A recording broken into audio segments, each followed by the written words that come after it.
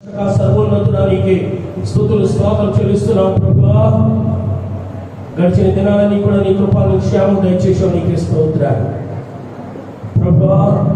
యెహోవా ఆత్మ నీ మీదికి బలంగా దిగొచ్చిన అంశాన్ని బట్టి గడిచిన సండే ఇద్దరు వ్యక్తులు మా ముందు నుంచి మీరు మాట్లాడారు, నీకు స్తోత్రం. ఈ వారం కూడా తండ్రి ఇద్దరు వ్యక్తులు మా ముందు నుంచి మీరు మాట్లాడుకోవచ్చినందుకు నీకు స్తోత్రం. వినగల హృదయం, గ్రహించే హృదయం నైనా నువ్వు మా ప్రభు వినగల చెవి, గ్రహించే హృదయం పీపులు దయచేసి నీ దీనాసనాన్ని నీ ఆత్మశక్తి చేసి నింపి మీరు మాట్లాడి కాక మా ప్రభావం పొందుకున్నాం. ప్రభు యేసునామమున వేడుకొంచున్నాం తండ్రి, ఆమేన్. దేవునికి స్తోత్రం చేస్తాం. అందరికీ ఒకసారి హల్లెలూయా. సంతోషంగా ఉన్నవాడు రెండు చేతులు ఎత్తి దేవునికి స్తోత్రం చేస్తారు. హల్లెలూయా, హల్లెలూయా. ప్రభువుని ప్రియ దేవుని సంఘమా, గడిచినటువంటి సండే ఇద్దరు వ్యక్తుల గురించి మనం ధ్యానం చేసుకున్నాం. ఈ సండే మనం ఇద్దరు వ్యక్తుల గురించి మనము ధ్యానం చేసుకున్నాం. ప్రభువుని ప్రియ దేవుని సంఘమా, మూడవ వ్యక్తి శాంసన్. ఏంటండి మూడవ వ్యక్తి శాంసన్. వచ్చేసరికి తప్పనిసరిగా పేరు పెట్టి అడుగుతారు, ఇప్పుడు గుంపులు గురువుగా కావాలి. శాంసన్ గురించి మనందరికీ తెలిసిన విషయమే. ప్రభువుని ప్రియ దేవుని బిడ్డలారా, మూడో వ్యక్తుల గురించి మనం ధ్యానం చేసుకుంటాం. న్యాయాధిపతుల గ్రంథము, న్యాయాధిపతుల గ్రంథము ప్రైజ్ ది లార్డ్, హల్లెలూయా. 14వ అధ్యాయం 5-6 వచనం నుంచి మనం చూసినట్లయితే, న్యాయాధిపతుల గ్రంథం 14వ అధ్యాయం 5-6 వచనం. అప్పుడు సంసోను తల్లిదండ్రులతో కూడా తిమ్నాతునకు పోయి తిమ్నాతు ద్రాక్ష తోటల వరకు వచ్చినప్పుడు కొదవ సింహము అతని ఎదురికి బొబ్బరించుచూ వచ్చేను. యెహోవా ఆత్మ అతని ప్రేరేపింపక అతని చేతిలో ఏమీ లేకపోయినను ఒకడు మేక పిల్లను చీల్చినట్లు అతను దాన్ని చీల్చాడు. అతడు తాను చేసినది తన తండ్రితోనైనను తల్లితోనైనను చెప్పలేదు. గడిచిన సండే ఇతర వ్యక్తుల మీదకి యెహోవా ఆత్మ బలముగా దిగిరావడం చూశాం. ఈ సండే మూడో వ్యక్తుల గురించి మనం ధ్యానం చేసుకోబోతున్నాం. శాంసన్. చాలా జాగ్రత్తగా మనసులోకి పెట్టండి. శాంసన్ యాక్చువల్గా ఇశ్రాయేలీ. అయితే ఆ సమయంలో ఇశ్రాయేలీని ఫిలిస్తీన్లు పరిపాలన చేస్తూ ఉన్నారు. ఫిలిస్తీన్ని పరిపాలన చేస్తూ ఉన్నారు. ఇశ్రాయేలీలు అన్యులతోటి వివాహం చేసుకోకూడదు, వీరు అందకూడదు, వారి అమ్మాయిని వీరు తెచ్చుకోకూడదు, వీరి అమ్మాయిని వారికి ఇవ్వకూడదు, అంటే వీరు అందకూడదు. వారితో ఏ విధమైనటువంటి కార్యకలాపాలు చేయకూడదు. అయితే ఇశ్రాయేలీయుడైనటువంటి ఈ శాంసన్ ఏం చేశాడంటే ఫిలిస్తీన్ల అమ్మాయిని ప్రేమించాడు. ఎవరమ్మాయినండి? ఫిలిస్తీన్ల అమ్మాయిని ప్రేమించాడు. చూడండి, కొన్నిసార్లు మన టీవీలో వార్తలు వింటూ ఉంటారు కదా, ఏంటి ఇతర ఒక కులం అయితే అమ్మాయి పలానా కులం అని, లేదా అమ్మాయి పలానా కులం అయితే అబ్బాయిల కులం అని కదండి. కులాంతర వివాహాల గురించి మనం వింటూ వచ్చాం. ఇక్కడ ప్రభుత్వ ప్రియమైన దేవుడు జాతులు అనమాట. ఇశ్రాయేలు దేవుని యొక్క బిడ్డలుగా వచ్చా ఉన్నారు. వారి యొక్క వివాహాలు చేసుకోవాలంటే ఆ 12 గోత్రాల మధ్యలోనే వారి వివాహాలు చేసుకోవాలి తప్ప అన్యులు ఆ 12 గోత్రాల జనాంగం తప్పించి మిగిలిన వారు ఎవరైనా సరే అన్యులతో వచ్చే ప్రభు లెక్కిస్తూ ఉన్నారు. ఇంకా వేరే వాళ్ళు ఎవరితో కూడా వివాహాలు చేసుకోకూడదు. అయితే ఒక విధంగా ప్రభు ఏర్పాటు ప్రభుత్వ ప్రియమైన దేవులారా, ఇతను ఏం చేశాడంటే తిమ్నాతుకు వెళ్ళి ఆ ప్రాంతం పేరు కూడా రాశాడు. తిమ్నాతుకు వెళ్ళి ఆ తిమ్నాతులో ఉన్నటువంటి ఫిలిస్తీన్ల అమ్మాయిని ఏం చేశాడంటే ప్రేమించి పెళ్లి చేసుకోవాలని నిర్ణయానికి వచ్చాడు. నిర్ణయానికి వచ్చి ఇక మన వాడి భాషలో చెప్తారు. వాడు మమ్మీ డాడీతో చెప్పాడు. ఇప్పుడు పిల్లలందరూ ఏం మాట్లాడుతున్నారు? అమ్మా నాన్నని పలికేది తక్కువ, మమ్మీ డాడీని పలికేది ఎక్కువ. సరే వాడు మమ్మీ డాడీతో చెప్పాడు. డాడీ మమ్మీ నేను మీతో ఒక విషయం చెప్పాలనుకుంటున్నాను. ఏమైనా విషయం చెప్పు. అదే చెప్పాలనుకుంటున్నాను. అరే ఏం చెప్పాలనుకుంటున్నావు చెప్పరా? అదే చెప్పాలనుకుంటున్నాను కానీ మళ్ళీ మీరేమనుకుంటారా? మేమేమనుకుంటారా? కనీ పెంచినవాడు, ఈ కోరిక తీర్చేవాడే కదా, ఈ అవసరం తీర్చేవాడు నువ్వు అడిగినప్పుడు ఇచ్చేదే కదా, ఏంటి చెప్పు. అదే చెప్దాం అనుకుంటున్నాను కానీ ఇది ఒక్కసారి చెప్పాలంటే ఇటువంటి ఎలా ఉంటుంది తల్లిదండ్రులకి? ఇదే నోట్ పుస్తకాలు కొనుక్కునియా, లేకపోతే ఇంకేదైనా పెద్ద పెన్సిల్ కొనుక్కునియా ధైర్యం అడగటానికి? ఇతర వంశంలో ఉన్నాడు. మరి ముఖ్యంగా వీళ్ళకి శత్రువులైనటువంటి విగ్రహారాధకులను అమ్మాయిని ప్రేమించాను, పెళ్లి చేసుకోబోతుంది చెప్పాలంటే చాలా అది కఠినతో కూడుకునే మాట. అయినప్పటికీ మనోడు కాస్త ధైర్యం చేసి, ఏమన్నా చెప్పు. ఏం లేదు, అది తిమ్మనాథులో ఉన్నారే, ఎవరు ఫిలిస్తీన్లు, వాళ్ళు ఒక అమ్మాయిని చూసి వచ్చాను, ఆ అమ్మాయిని నేను ప్రేమించాను, ఆ అమ్మాయిని పెళ్లి చేసుకోవాలని నేను అనుకుంటున్నాను, ఇదే విషయం మీతో పంచుకోవాలని మీతో నేను చెప్తున్నాను. ఎలాగైనా సరే నేను ఆ అమ్మాయిని చేసుకోవాలని మాటిచ్చాను కనుక మీరు ఆ అమ్మాయిని నాకు ఇచ్చి పెళ్లి చేయవలసిందే అని. వెంటనే తల్లిదండ్రులు ఉలికిపడ్డారు. ఇదేంటా, ఫిలిస్తీన్ మన ఏరికలని మనకు తెలియదా? అయినది మన గోత్రాల్లో మన వంశంలో నువ్వు తప్పించి ఎవరో అన్యుల్లోకి వెళ్ళి అమ్మాయిని ప్రేమించి ఆ అమ్మాయిని పెళ్లి చేయమంటారా? ఇది మనకి కుదరదురా అని తల్లిదండ్రులు ఏం చేశారంటే వాళ్ళకి హెచ్చరిక చేశారు. అయినా సరే సంసోను గారు కాస్త పేచి ఎక్కువ పెట్టారు. మీరు రావాల్సిందే, మాట్లాడవలసిందే. నేటి దినాల్లో పద్ధతి ప్రకారం అయితే ఏ రైలు పట్టాల కింద తలకాయ పెట్టేస్తా, లేకపోతే ఏ ఫ్యాన్కు ఊరేసేసుకుంటా, లేకపోతే ఏ టేకబండ చూసుకుంటా. టేకబండి అంటే అక్కడ గౌతమ్ బుద్ధుడు బొమ్మలు కాదు, అందులో దూకేస్తారు. ఏ టేకబండ చూసుకుంటా. మీరు రాకపోతే, ఆ అమ్మాయి నుంచి మాట్లాడకపోతే, ఆ అమ్మాయి నుంచి పెళ్లి చేయకపోతే అని ఇప్పుడు భాషలో అర్థమని చెప్తుంది. ఇంకేం చేయాలి? పునాది లేక లేక ఏం చేశాడు దేవుడు? ఓ కొడుకుని ఇచ్చాడు. ఆ కొడుకుని ఇచ్చాడు. ఆ కొడుకు కూడా కోరుకున్నాడు కనుక ఆ కోరికను కూడా తీర్చలేమా? సరే నా వస్త్రాలు నడరా అని ఏం చేస్తున్నారంటే తల్లిదండ్రులను తీసుకుని శాంసన్ గారు తిమ్మనాథుకి వెళ్తా ఉన్నారు మాట్లాడటానికి. ఆమె హల్లెలూయా, హల్లెలూయా. మీ పిల్లలు ఎవరైనా ఇక్కడ ప్రపోజల్ తీసుకొస్తే పరిగెత్తుకుని ఎలాగండి? దేవుడు నమ్ముకునే బిడ్డలుగా చేయండి. ఆమె ఎందుకంటే మనం బియ్యం అందకూడదు. చాలా మంది ఏం చేస్తారంటే పెళ్ళైపోయాక నమ్ముకుంటారండి. పెళ్ళైపోయి నమ్ముకుంటారు, ఇద్దరు కలిసి గంగలో దూకుతారు కదండి. పెళ్ళైపోయి నమ్ముకుంటారులేండి, పెళ్ళైపోయి బాప్తిస్తాలు ఇచ్చుకుంటారు. చాలా మంది చేస్తూ ఉంటారు. అటువంటి వ్యవహారంలో తలకొచ్చగా విశ్వాసులు ఇచ్చే తీసుకోవాలి కదండి, మంచిది. కానీ ఇక్కడ దేవుని బిడ్డలుగా ఉన్నటువంటి శాంసన్ కూర్చోడు, ఫిలిస్తీన్లు అందులుగా ఉంటున్నారు. అయితే ఇది ఒక దేవుని ఏర్పరిచే కనుక అది వాళ్ళకి తెలియదు అనుకోండి. కుమారుడు యొక్క అభిలాషను బట్టి, కుమారుడు యొక్క కోరికను బట్టి తల్లిదండ్రులుగా వీరిద్దరూ కూడా ఏం చేస్తున్నారంటే వెళతా ఉన్నారు. ఇక్కడ మనం చదువుకున్నటువంటి 5-6 వచనం చూసినట్లయితే, అప్పుడు సంసోను తన తల్లిదండ్రులతో కూడా తిమ్మనాథునకు పోయి తిమ్మనాథు ద్రాక్ష తోటల వరకు వచ్చినప్పుడు కొదమ సింహము అతని ఎదుటికి బొబ్బరించుచు. ఏంటంటే ఏమి ఎదుర్కొంది వీళ్ళని? తల్లిదండ్రులు ముందెళ్ళిపోతున్నారు, వెనకాల ఎవరు వెళ్తున్నారా అంటే శాంసన్ వెళ్తా ఉన్నారు. శాంసన్ వచ్చేటప్పుడు ఈ ప్రభుత్వ ప్రియమైన దేవుళ్ళారా వెళుతుండగా ఆ చుట్టుపక్కల ఏమున్నాయంటే ఏమున్నాయి చెప్పండి? ద్రాక్ష తోటలు ఉన్నాయి. ద్రాక్ష తోటలు మరి ఎక్కడ పొంచి ఉందో ఏంటి? ఈ ద్రాక్ష తోటల మధ్యలో కొదమ సింహం వచ్చి అడ్డుగా వచ్చి అది ఏం చేస్తుందంటే బొబ్బరిస్తా ఉంది. గొల్యాతు ఇజ్రాయేల్ మీద బొబ్బరించినట్టు. ఆమె కదండి. దావీదు గారి గురించి వెనక సండే మనం ధ్యానం చేసుకున్నాం. ఆయన కూడా తన గొర్రెలు మేపుకొచ్చినప్పుడు సింహము ఎలుగుబంటి వచ్చి ఏం చేసింది? ఒక గొర్రె పిల్లని ఈడ్చి నిలుపుకొని వెంటనే దేవుని యొక్క ఆత్మశక్తి చేత నింపబడిన వ్యక్తి గనక, ఆత్మపూర్ణుడై ఉన్న వ్యక్తి గనక యెహోవా ఆత్మ అక్కడ స్పష్టంగా పరముగా ఆయన మీదకి దిగిరాగా ఆయన శక్తిమంతుడై ఆ కొదమ సింహాన్ని, ఆ యొక్క ఎలుగుబంటిని చంపినట్లుగా చూస్తా ఉన్నాం. దేవునికి మహిమ కలుగును గాక. హల్లెలూయా, హల్లెలూయా.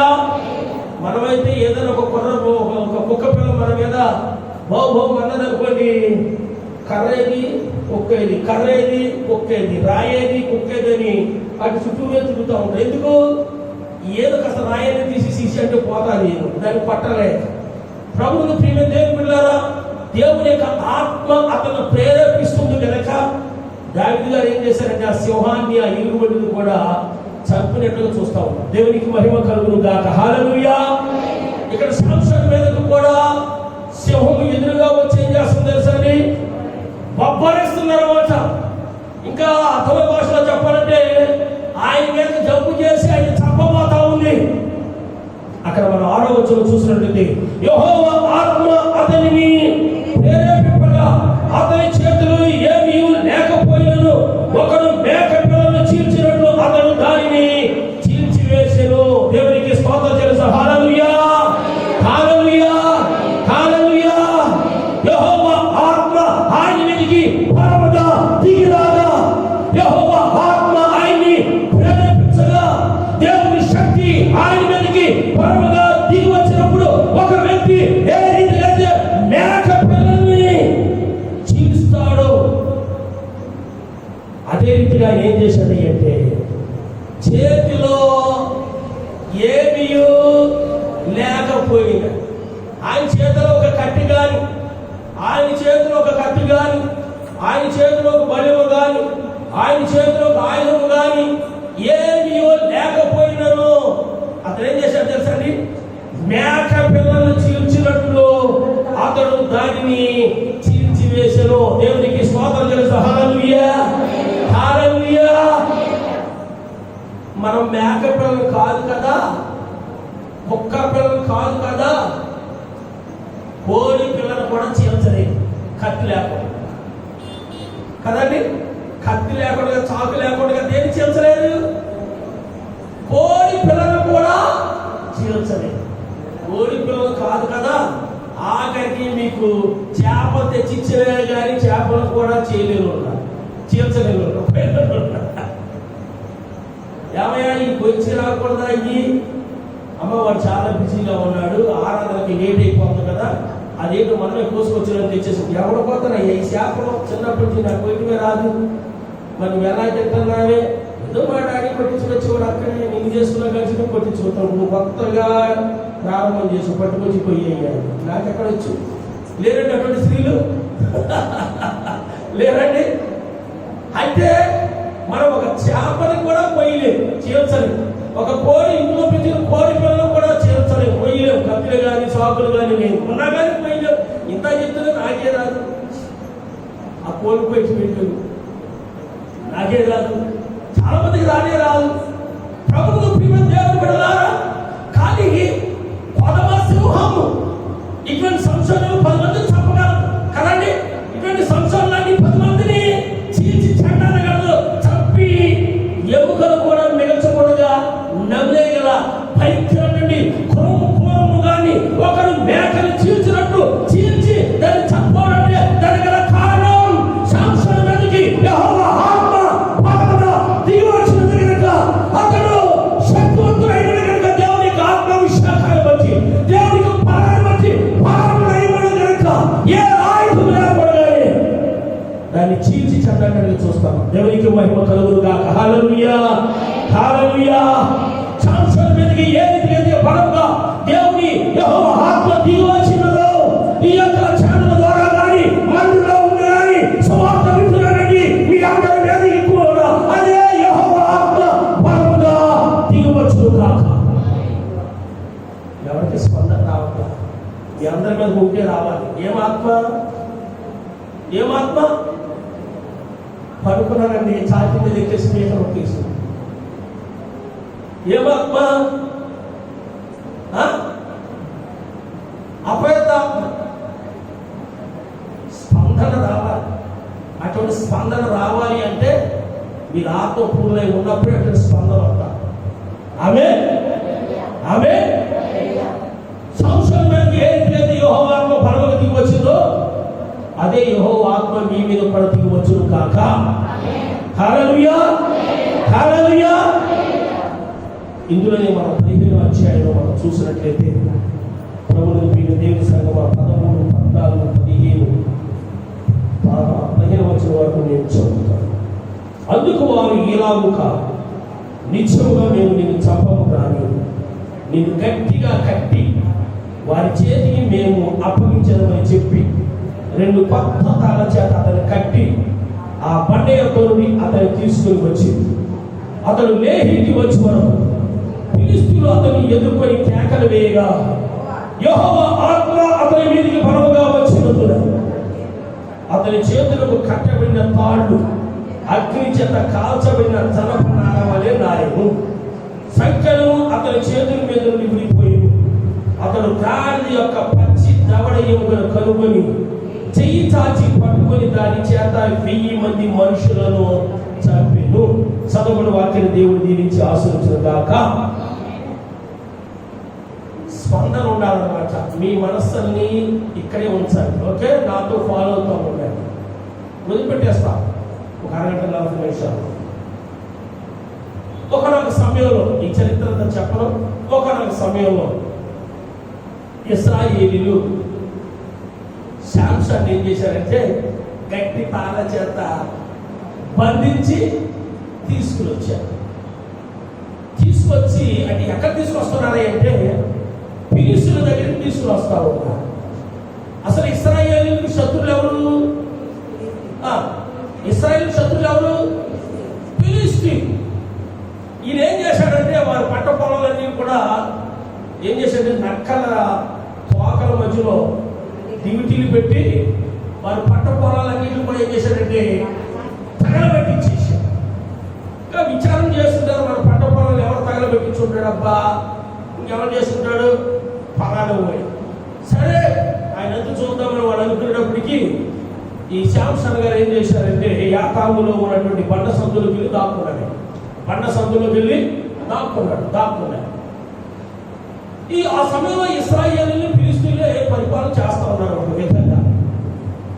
కనుక ఫిలిష్తీయుల మీదకి వచ్చేశారు. ఫిలిష్తీయులు ఇశ్రాయేల్ మీదకి వచ్చేశారు. ఇదిగో ఆ పంట పొలాలను కూడా తగలబెట్టేశారు. వీళ్ళు ఒకరితో ఆస్తి నష్టం కలగ చేసేసారు అని వారు వీళ్ళ మీదకి వచ్చినప్పుడు వాళ్ళు ఆలోచన చేస్తుంటారు, ఎవరి పని చేస్తుంటారు. సరే పలానా కూడా చేస్తుంటాడు అని ఆఖరికి వీళ్ళు ఏం చేశారంటే ఆ బండ సందుల్లో ఉన్నటువంటి దాక్కున్నటువంటి శాంసన్ దగ్గరికి వెళ్ళి ఆయన బంధించి ఎక్కడ తీసుకొచ్చారు అంటే ఫిలిష్తీయుల దగ్గరికి తీసుకుని వచ్చారు. అప్పటికే ఫిలిష్తీయులు చాలా కోపం మీద ఉన్నారు. ఎవరి మీద? శాంసన్ మీద చాలా కోపంగా ఉన్నారు. ఎందుకు? చాలా మంది దొరికి వచ్చాడు. రెండోది ఏంటంటే పంట పొలాలన్నింటిలో కూడా తగలబెట్టించేశాడు. శాంసన్ మీద చాలా కోపంతో పగతో ఉన్నారు. ఎప్పుడు దొరుకుతాడా ఏ చేద్దాం అన్నట్టు చాలా కోపంలో ఉన్నారు. కనుక ఆ పనిని ఇశ్రాయేలీయులే తేలిక చేసేశారు. శాంసన్ దగ్గరికి వెళ్ళి గట్టి తాళ్ళతోటి బంధించేసి ఎవరి దగ్గర తీసుకొచ్చారంటే ఇశ్రాయేలీయులే.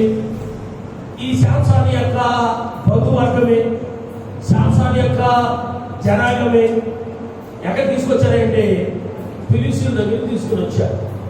దేంతో కట్టేశాయంటే కొత్త పెద్ద ఏంటి ఓకులు అనమాట. పెద్ద ఏంటి బండతో తాళ్ళు అనమాట. లావు తాళ్ళతో కట్టేసి చూడండి, లోపల బర్రెని కట్టేస్తారు చూడు. లోబడే బర్రె అయితే సన్నతాడు కట్టి అక్కడే తింటుంది కదా. లోపల ఉంటారు, అటు పరిగెత్తం ఇటు పరిగెత్తం అనుకుంటుంటుంది. అటువంటి దానికి ఏం చెప్తారు తెలిసి ఎక్కడ తెచ్చుకుంటుంది రా బాబని ఇంత దొడ్డు తాడేసేస్తారు అనమాట. దొడ్డు తాడేసినా కానీ దాన్ని అలా వదిలిపెట్టరు. దాని మెడలో కర్రోడు కడతారు. దాన్ని ఏమంటారు నాకైతే అర్థం కాదు. ఇప్పుడు బదులు కాలేదు కానీ ఎందుకంటే ఒక తెంచుకుని వెళ్ళిపోయిన ఈ కట్టి పరిగెడతాడు ఏమవుతుంది? దానికి కాళ్ళకి అడ్డంగా తగ్గుతుంది కానీ పరిగెడుతుంది. దాన్ని ఏం చేస్తారు? అదో తగ్గుతుంది కాదు శిక్ష పాపం. నిజం. ఈ శాంసన్ ఏం చేశారు అంటే పెద్ద లావు తాడుతోటి కట్టేసి ఎక్కడ తీసుకొచ్చారు తెలుసండి? ఫిలిష్తీయుల దగ్గర తీసుకుని వచ్చారు. ప్రభువుకు ప్రియ దేవుని సంఘంలో మనం ఇక్కడ చూసినట్లయితే 11వ వచనం, అందరూ వారు అలాగు కాదు, నిశ్చయముగా మేము నిన్ను చంపము కానీ ఇశ్రాయేలు నిన్ను గట్టిగా కట్టి వారి చేతికి మేము అప్పగించామని చెప్పి 2 కొత్త తాళ్ళ చేత అతన్ని కట్టి ఆ బండ యొద్ద నుండి అతన్ని తీసుకొని యోతాము బండ సందులోంచి కట్టి తీసుకుని వచ్చారు. అతను లేహికి వచ్చే వరకు ఫిలిష్తీయులు ఫిలిస్తీన్లు అతన్ని ఎదుర్కొని కేకలు. చూడండి, శాంసన్ గట్టి తాళతోటి బంధించి తీసుకుని వస్తా ఉన్నారు.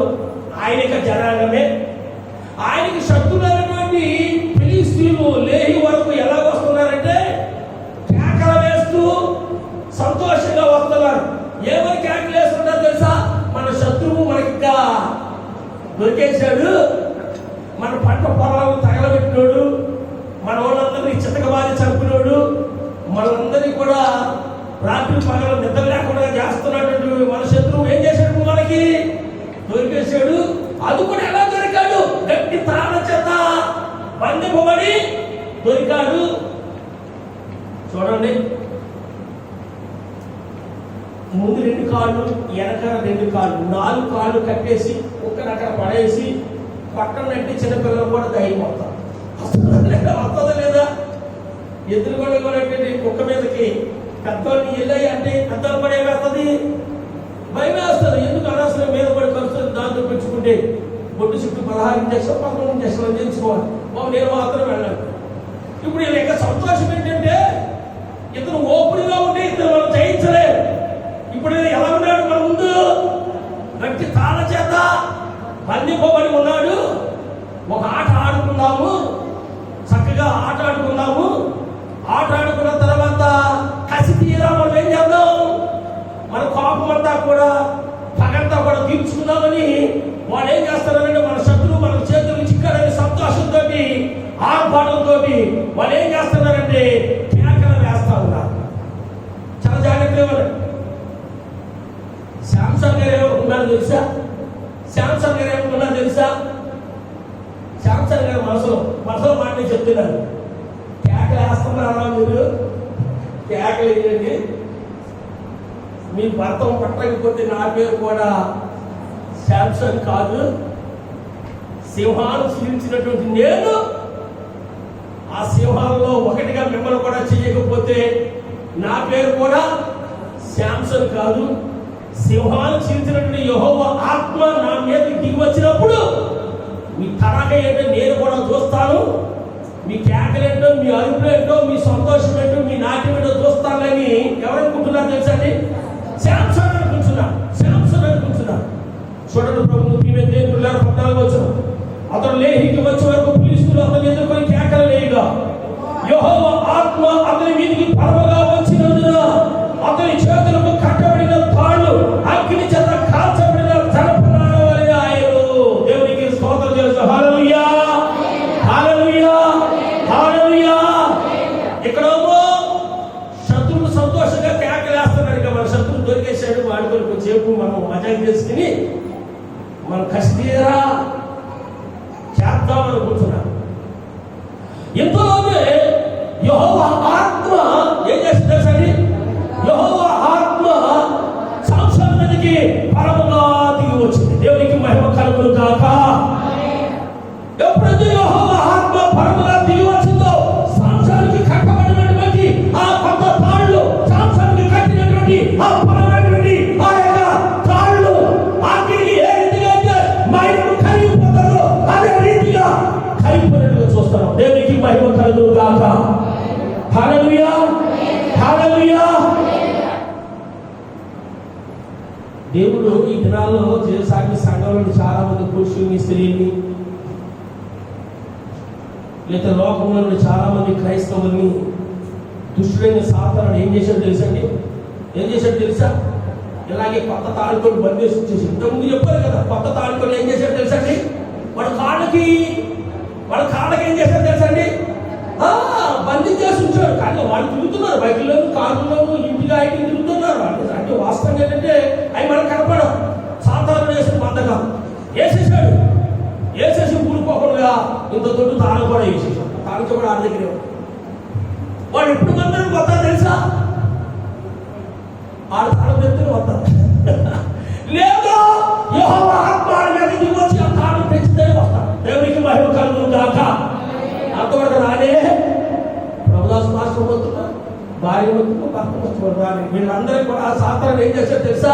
శాంసన్ ఏ రీతిగా గట్టి తాళం చేత బంధించేశారో అదే రీతిగా వీళ్ళందరూ కూడా సాతానుడు ఏం చేశారంటే గట్టి తాళం చేత బంధించేసి మందిరంలో అడుగు పెడతాం మన మనసు అప్పట్లో. ఆమె ఎప్పుడైతే దేవుని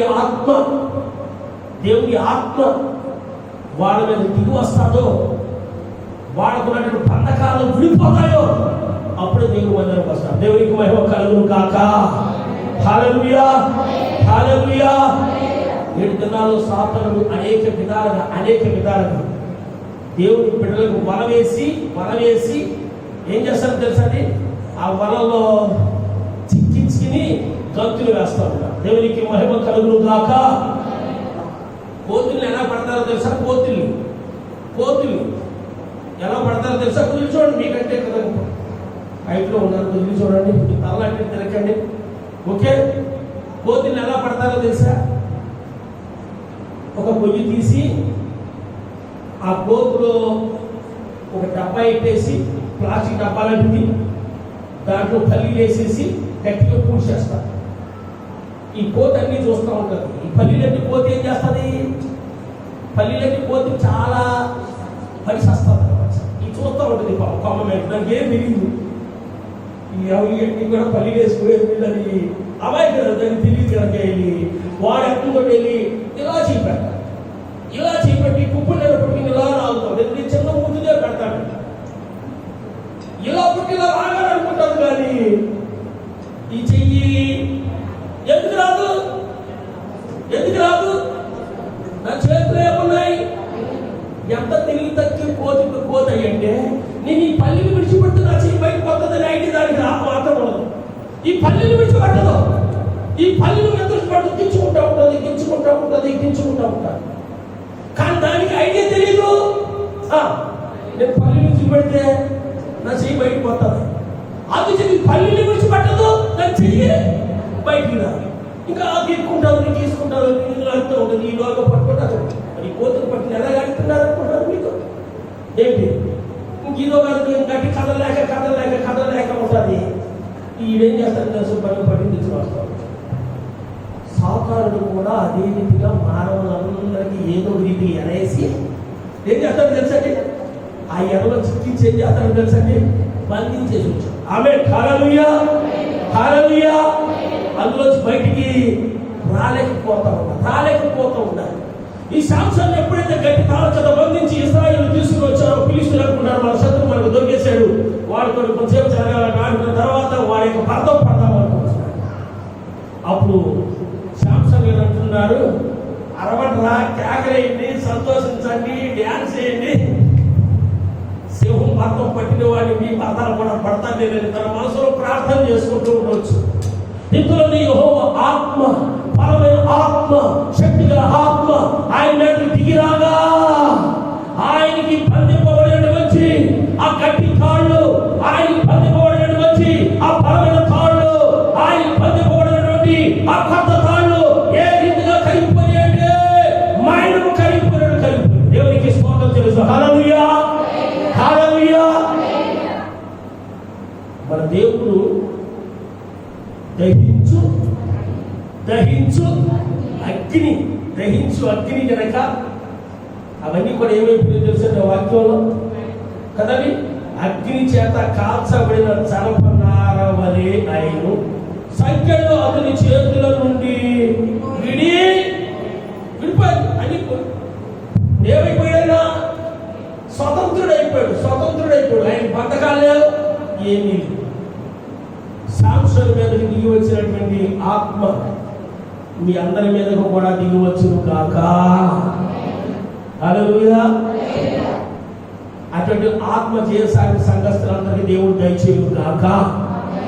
చివరి దినాల్లో ఉన్నాం, అంత్య దినాల్లో ఉన్నాం. గడిచినటువంటి వారం 3 రోజులు ఉపవాస ప్రార్థనలో 3వ రోజు వర్తమానటువంటి ఆత్మకూరుల నైపుణ్యాన్ని నేను బోధించాను. చివరి దినంలో మనం అందరం కూడా ఎలా ఉండాలో తెలుసండి? ఆత్మపూర్ణులమై 2వ రోజు వర్తమానం మన ఆత్మదీపాన్ని కదండి వెలిగిస్తుంది. విలువై ఉంచు మనం ఎలా ఉండాలంటే ప్రభు రాకడ వరకు ఎలా వేళలో మనము సిద్ధపాటు కలిగి ఉండాలి. ఆమేన్. ఇంకప్పుడు ఎప్పుడైతే చూసుకున్నాడు కదా, చేతులు పోయి కాలి ఆయనే చాలుతో కోసుకున్నాడా, లేకపోతే ఎవరిని వచ్చి ఆయన ఏమైనా ఓడదీశారా? దేవుని యొక్క ఆత్మ బలముగా ఆయన మీదకి దిగొచ్చినప్పుడు ఆ పథకాలన్నీ కూడా ఇక్కడ కూర్చున్నటువంటి మీలో ఎవరైనా సరే ఇంకా పాప వంటకాలం కొద్దిమిట్టు ఆడవచ్చు. దేవుని ఆత్మ నీ మీద దిగుస్తే అవన్నీ కూడా పోతాయి. ఆమేన్, హల్లెలూయా.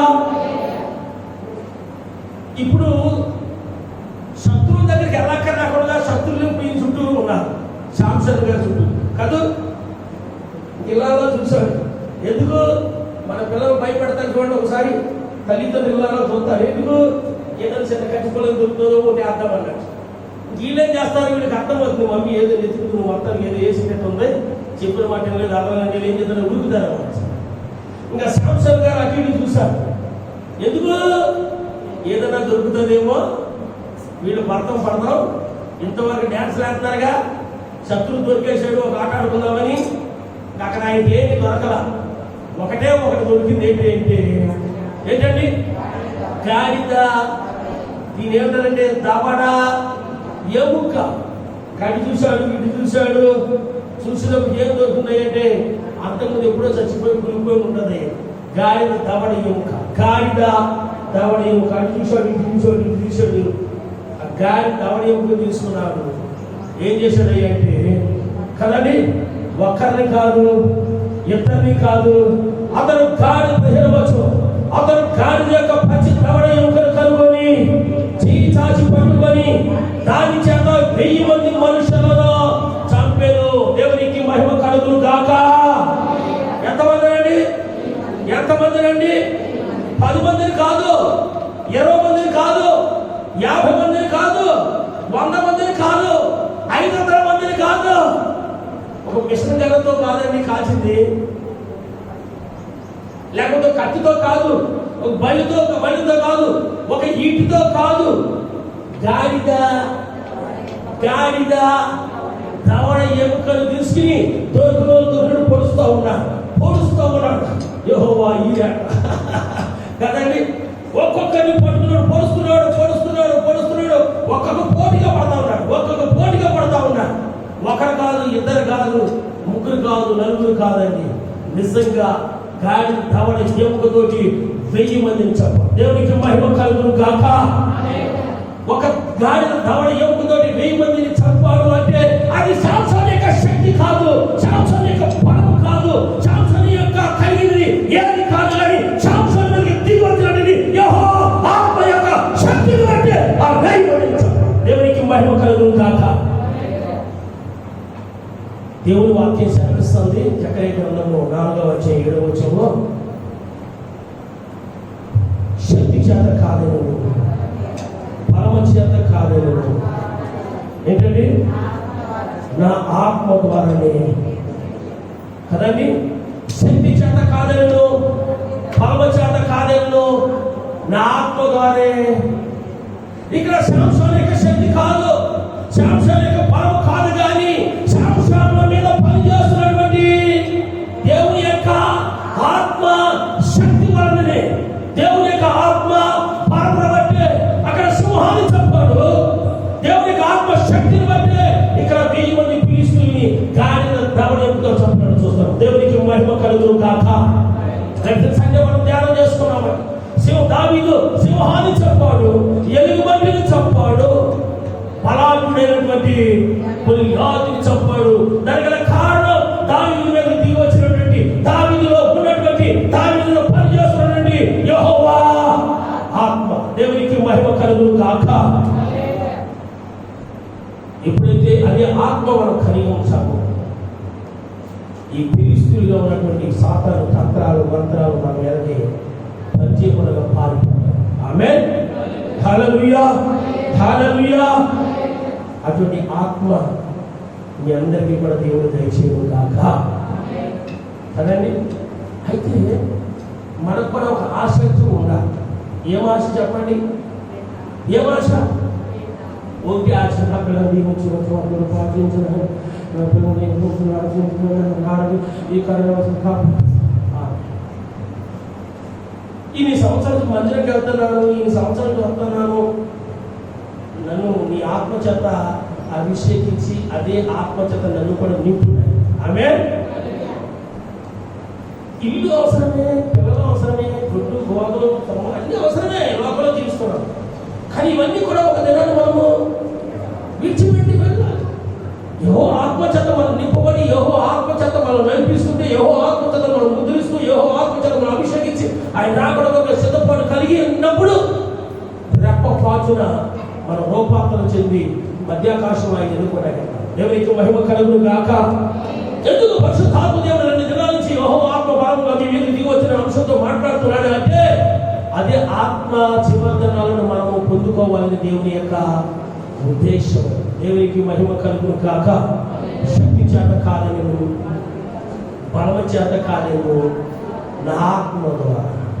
ఇక్కడ శాంసన్ యొక్క శక్తి, శాంసన్ యొక్క బలము కాదు, కానీ ఆయన ప్రేరేపించినటువంటి ఆయన మీద దిగి వచ్చినటువంటి యెహోవా ఆత్మ శక్తి వలననే ఆయన గొప్ప సూర కార్యాలు జరిగించాడు. ఒకరు కాదండి, 500 మంది కాదు, 300 మంది కాదు, 100 మంది కాదు, కానీ 1000 మంది కాదండి. మన దగ్గర చాకున్న కూరగాయలు కోసుకుంటే కాయాల్సి ఈ మాయదారు సాగు తెగట్లేదు. మీ ఆడల పాటలు మేము వింటూ ఉంటాగా ఆ 4 కాయగూరలు కోసినప్పుడు ఎవరైతే సెకండ్ ఎక్కువ వచ్చినట్టు ఫీల్ అయిపోతారు. అయిపోయారు మొత్తాన్ని మంచం మీద మారిపోతారు. ఏమేమి ఈ వంటలు చేయలేదు సత్తారా వరకు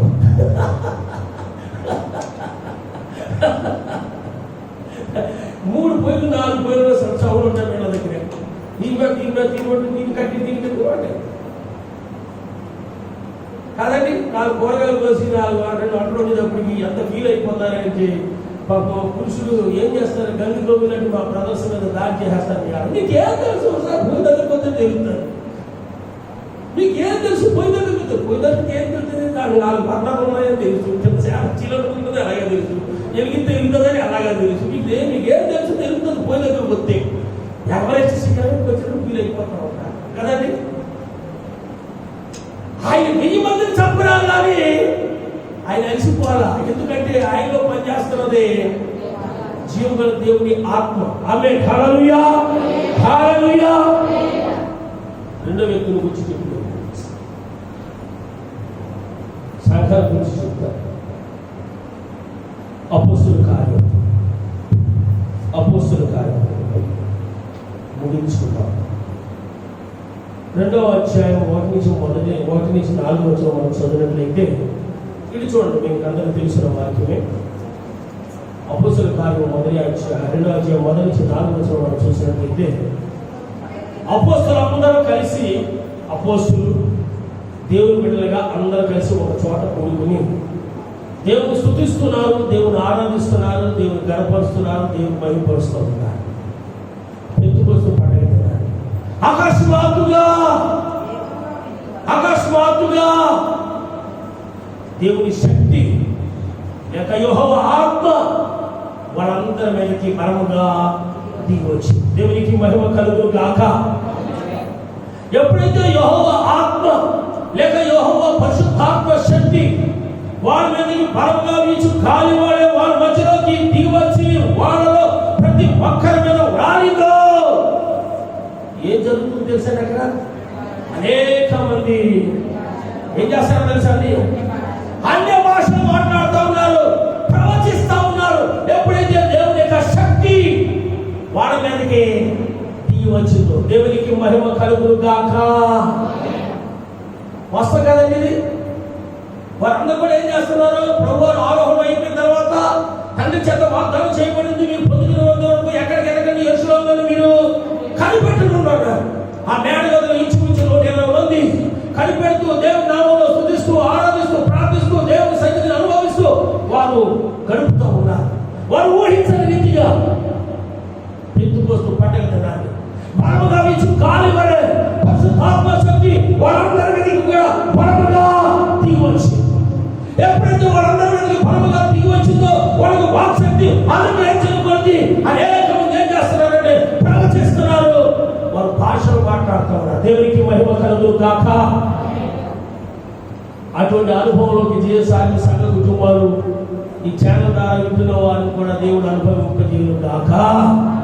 అటువంటి అనుభవంలోకి మీరందరూ కూడా వచ్చుదురు గాక. నేను చూస్తున్నాను, 20 సంవత్సరాలు జీవసాగి సంఘం ఇక్కడ ఏర్పాటు చేసి ఎవరైనా ప్రవచిస్తారేమని అనుకుంటున్నాను. ప్రవచించరు కానీ దెబ్బలాటల దగ్గర అయితే మొత్తం బాగా ప్రవచిస్తారు. పడిపోను కాక, ఈ చప్ప పడిపోను కాక, ఈ కాలు పడిపోను కాక, ఈ ప్రవచిస్తా. అన్ని భాషలు ప్రవచిస్తారేమో నేను అనుకుంటున్నాను. చేశాను సార్. ఎందుకంటే దురాత్మ మనలో పనిచేస్తుంది కనుక అవన్నీ మనలో ఉన్నాయి కనుక గూడు కట్టించినప్పటి నుంచి నోరు తెరగానే ఏమొస్తాయి? ఆ భాష వస్తాయి మనకి.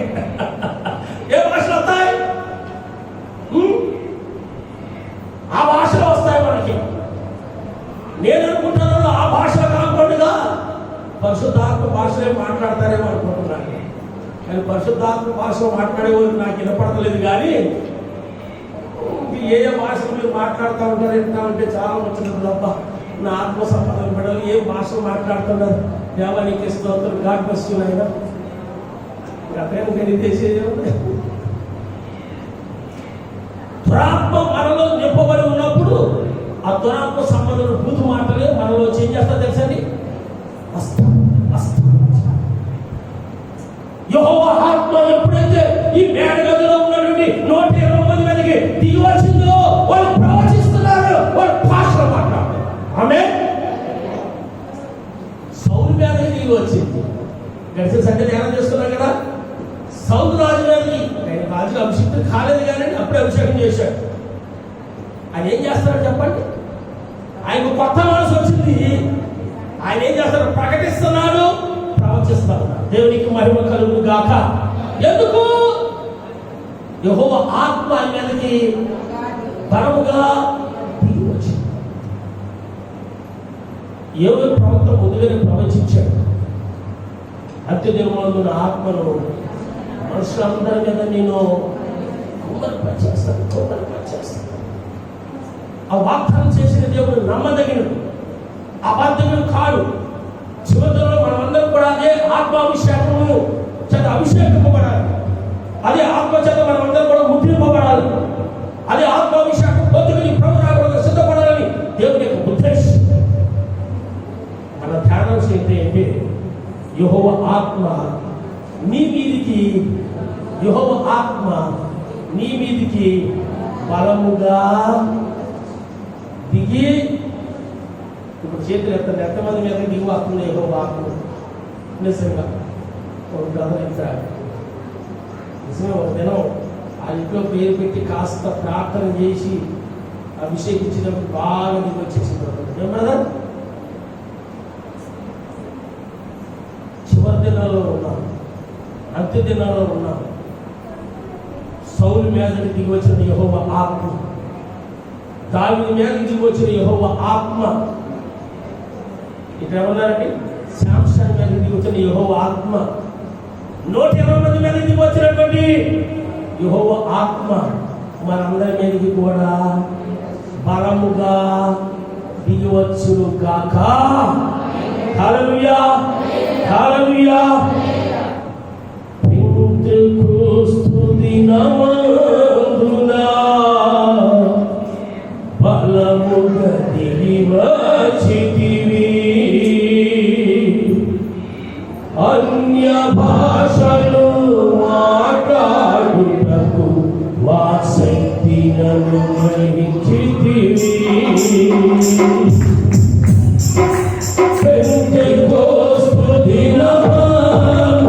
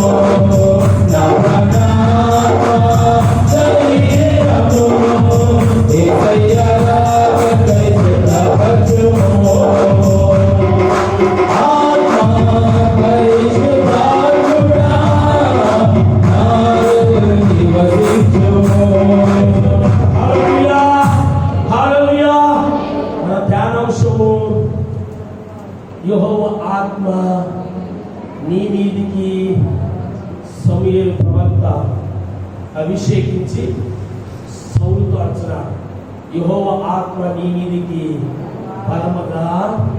అదే మాట ద్వారా దేవుడు మనతో మాట్లాడుతున్నాడు. జేసామి సంఘస్థులారా, యెహోవా ఆత్మ నీ మీదికి బలముగా. ప్రభా, మేము వచ్చిపోయే క్రైస్తవులుగా కాకుండా నీ బలమైన ఆత్మ చేత మమ్మల్ని అభిషేకించి, నీ ఆత్మ ద్వారా మనం నటించినాయి, అభిషేకించినాయి. మన ప్రభువు పేర్కొన్నట్లయితే ఆ యెహోవా ఆత్మ చేత దేవుడు మనం అభిషేకిస్తాడు. ఆయన ప్రార్థన క్షమపరుస్తాడు.